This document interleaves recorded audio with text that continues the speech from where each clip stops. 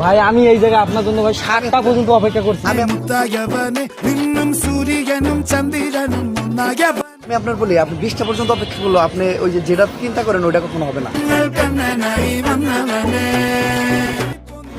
আপনার নিজের করতে হইব। চল ভাই আমরা তো করি ভাই, ওইরকম তো আপনি আপনি চেষ্টা করতে হবে ভাই। চল ভাই আমার বন্ধুদের জন্য কিছু একটা বলেন